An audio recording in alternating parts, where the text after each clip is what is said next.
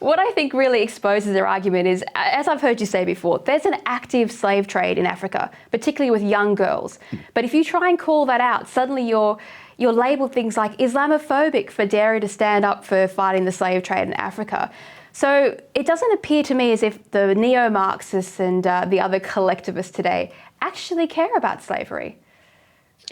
Well, no, of course not. And this is why it's important to identify this as a slow-moving communist revolution, because they know you care about slavery because, of course, you're of British heritage, and so this is something that British civilization has always taken a very strong line on, in fact. And so they know that this is a weakness that you have, and so they'll say, well, look, Africans were slaves, and it was something that happened within the British Empire, therefore you are forever guilty of this thing because it can't ever be taken back.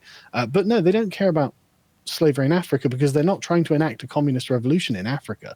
They're using this as a wedge issue to leverage open the vulnerability. So you admit, yes, actually, no, we are bad people. We have got major faults. Please teach us the right way. And they will insert then the communist ideology. This is why they don't care about oppression of women in Saudi Arabia. They don't care about slavery in Africa. They don't care about what the tyrannical Chinese government does. They don't care about any of these things. What they care about is what you're doing, because what they're doing is attacking you and your civilization. That's the only purpose to anything they bring up. That's well said. And yes, they don't seem to care much about the ethnic slave camps in China.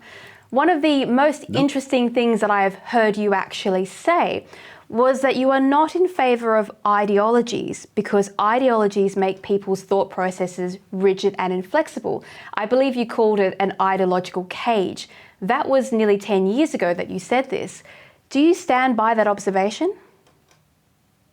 More so now than when I did at the time. I knew I didn't like ideologies a decade ago, but it's 10 years of studying them and the alternatives to them has made me realize, as I mentioned earlier, that traditionalism is actually a proven track record of success, whereas ideologies are flights of fancy that promise the earth and everything within it, and yet normally fail to deliver.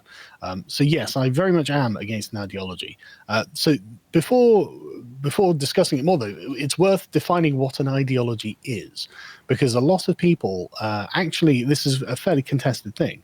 So the critical race theorists will tell you that an ideology is a set of contested ideas that are used to justify the seizure of power, which in one aspect is correct.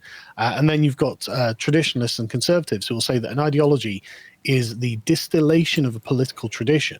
But what the unifying theme between these two positions is that you have literally a lattice work of certain ideas that connect at particular intersections in a logical way that you can extract. Imagine you're eating a soup and you put your fork into the soup and you pull out a crouton or something.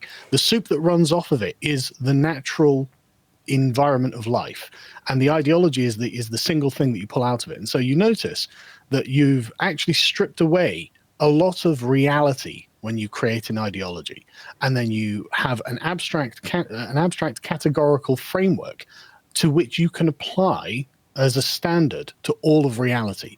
And this is why ideologies are revolutionary, because they look at the world around them and say, well, hang on a second, this world doesn't match this very narrow lattice of ideas that I have. And a normal person would say, well, of course not. Why would it? This world's a product of natural forces, of millions of people operating autonomously to create their own lives and their own happiness. Why would you think that it would in any way resemble your abstract fantasy? And this is used as a justification to seize power, to be given control over various institutions, to be elected into government, and to reshape the civilization in the form of this ideology. It's very dangerous, actually, and it's very, very narrow-minded, because it fails to understand the things that had to be subtracted from the ideas, because very few things are in a vacuum. Like this, we live in a very rich environment, when you deal with your neighbor, you can't deal with your neighbor ideologically. If you want to have a good relationship with your neighbor, you have to deal with them as a human. And there's many layers to that. That's a very, very, your personal history with that person is very important, and the things that they like and the things that you know about them, and they have that sort of view of their relationship with you. And so you realize that actually these things are very, very complicated and done on a human level rather than an intellectual level. And so this is why, even more than ever, I would say I'm against the concept of ideology.